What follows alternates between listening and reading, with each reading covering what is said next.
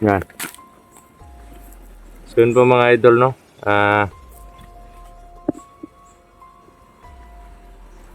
Nandito pa rin po tayo, no? Hinihintay ko po si Julius tsaka si Marvin. Kasi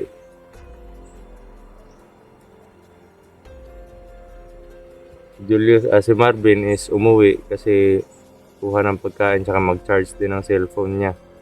Tapos si Julius naman pumunta siya doon sa unahan kasi mangunguha siya ng saging na kakainin muna namin ngayon. At ako muna nagbabantay dito kasi yung mga kalaban doon banda galing yung mga kalaban, no? Doon sa bahay.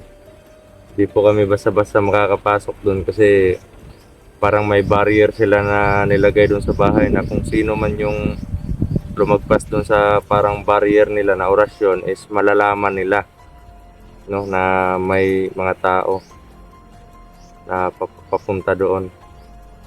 Medyo delikado po kasi marami po sila doon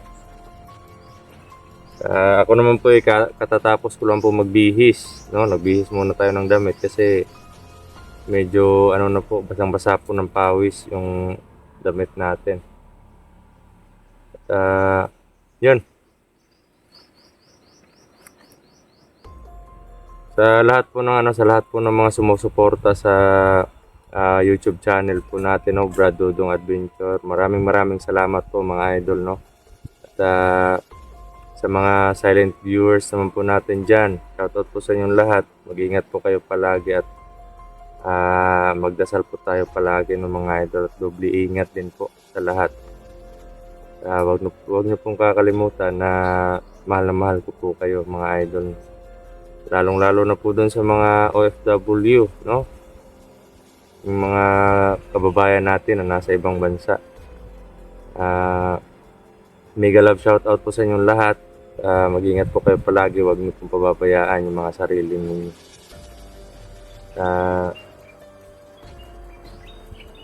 Yun nga po, napag-isipan ko na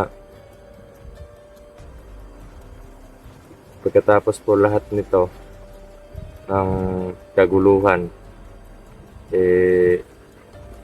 pag malinis na namin tong dito banda doon sa bahay, kami naman po yung susulong papunta doon sa kuta ng mga kalaban, no? Iisa-isahin po namin yung mga kuta na yon. At pagkatapos po dito pupuntahan po namin yung kuta ni tawag nito Apo Hait, no?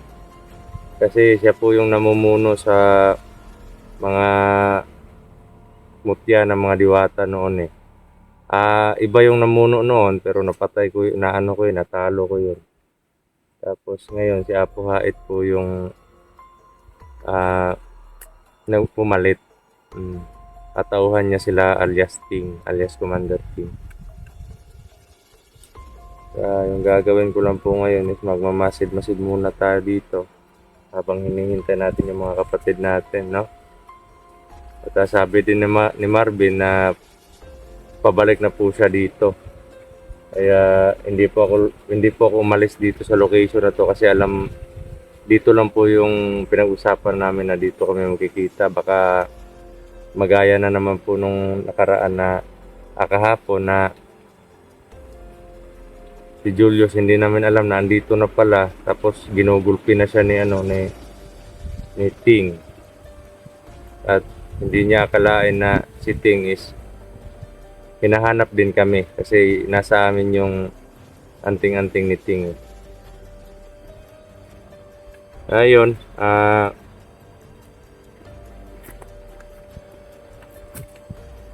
tungkol naman po dun sa mga nagtatanong kung bakit ganito po ako makipaglaban. Yung tinatangi po natin is yung kumbaga yung strategy ko po talaga pinapagod ko po muna yung kalaban, mga idol, para naman may lamang tayo sa kanila.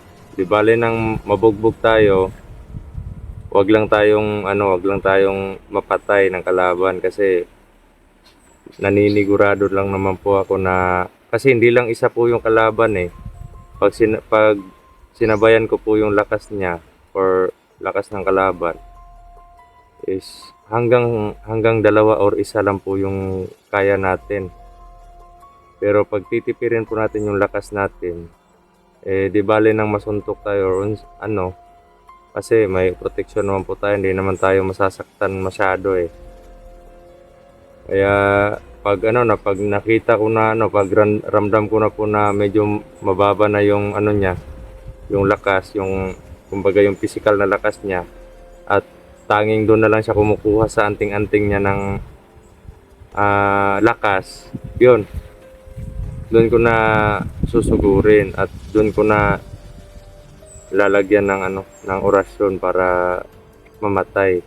Kasi pag malakas pa yung katawan ng kalaban tapos uurasyonan ko agad ng pangpatay sa kanya is parang inaano niya lang, sinasalag lang ng katawan niya yung orasyon natin.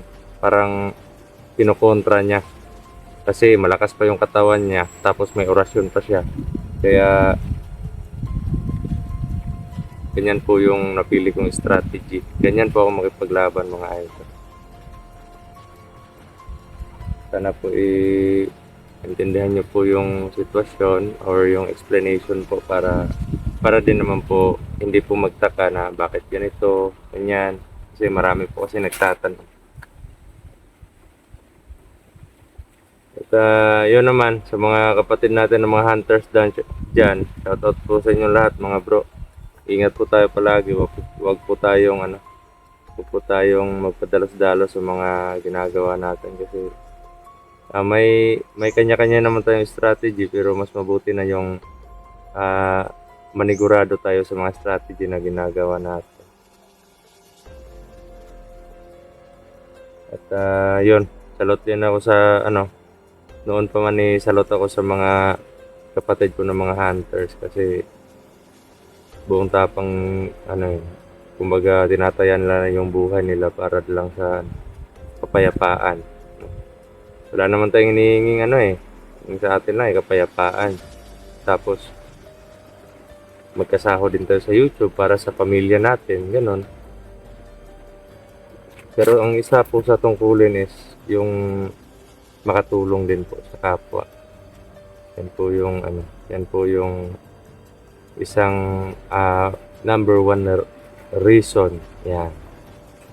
May na tayo mapa-English tayo mga idol.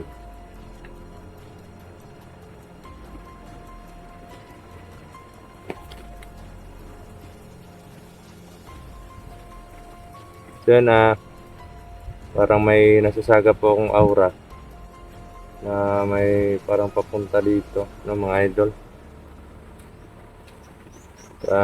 Yung shoutout po natin mga idol, susunod na lang po yun at naiwan po yun sa bahay. Titignan po muna natin kung sino yung papunta dito kasi parang malakas na aura to baka si Commander Ting na naman to, pero mas malakas to sa kapangyarihan ni Commander Ting. Kaya wala na rin yung anting-anting niya nasa atin natin. So, titignan po natin mga idol kung sino po ito.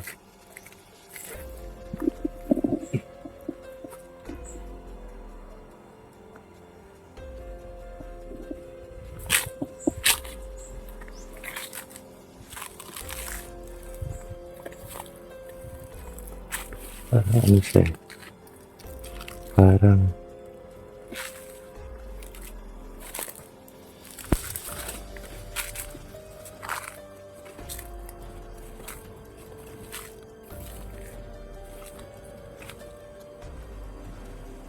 dun siya galing. Dito lang banda yung area. Yun. Mga idol. Parang may siya parang nagbitbit na baril. Mahabang baril. Nako.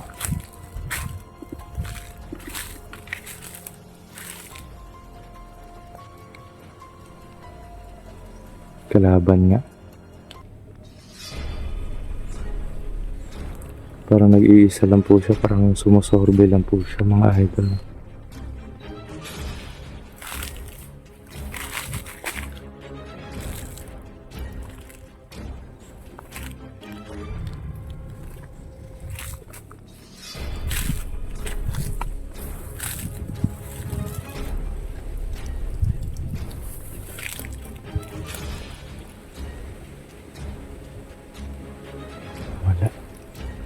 Yeah. Parang sumusorbe po siya mga idol. Hindi lang po masyadong klaro dun sa camera kasi medyo ano po, medyo malayo.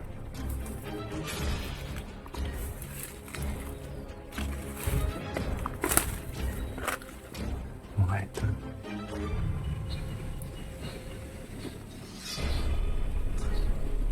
Ano po siya?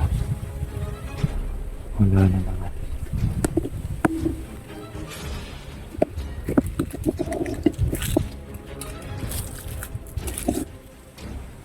Medyo malakas po yung aura niya pero kayang-kaya po niya patayin yan, ay, mga idol.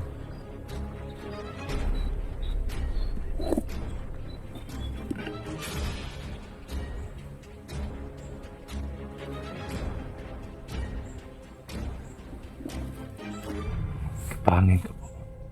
Papatayin ko po yan.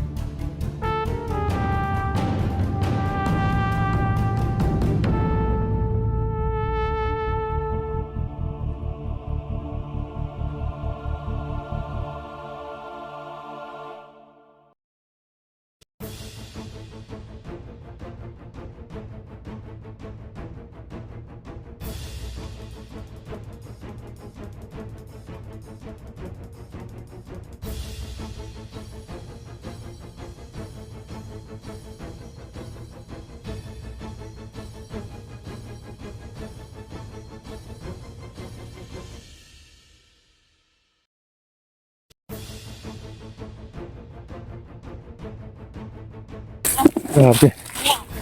Tigas nga. Tik. Tigasan.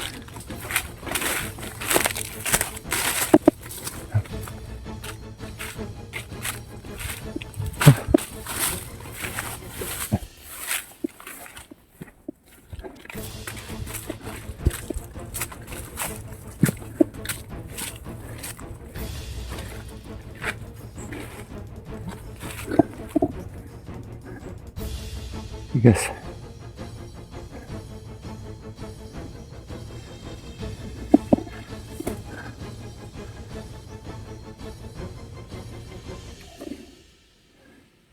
Di niya ako nakita mga idol.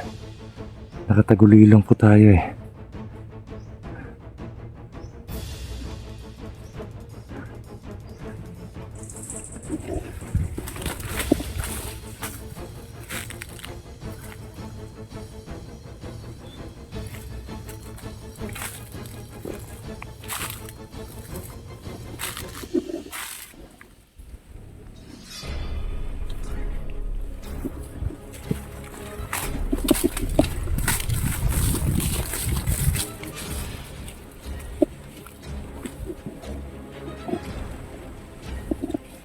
Tatago ko po dito muna mga idol.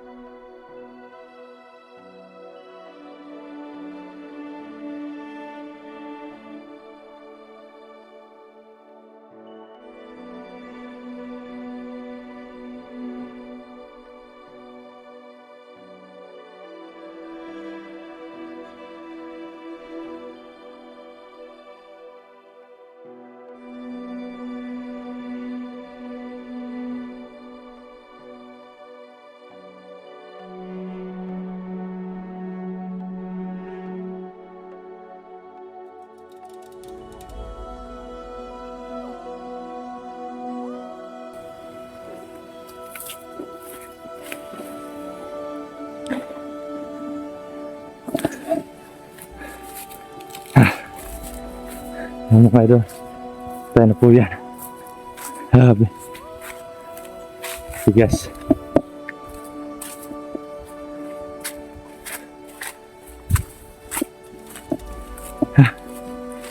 Dumi.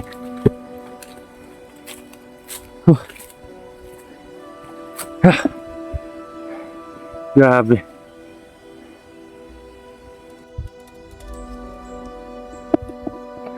Grabe. Ang tagal nila. Saan na yun?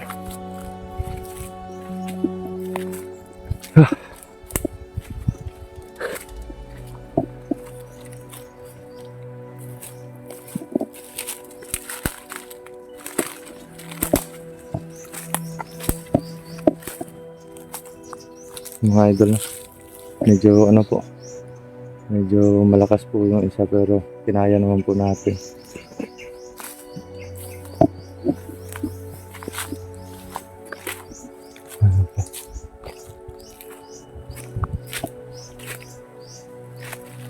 Tagal nila.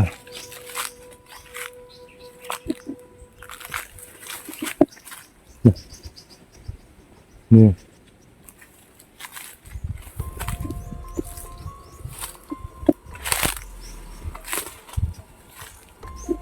Parang tanong kung ano dito.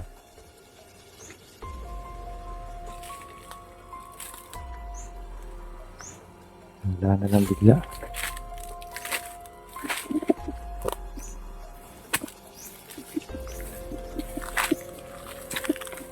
Oh, tao po mga idol. May tao po.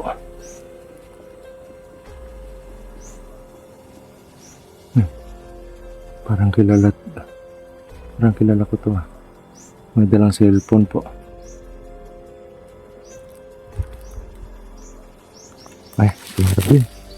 Mga idol, dito na po si Marvin.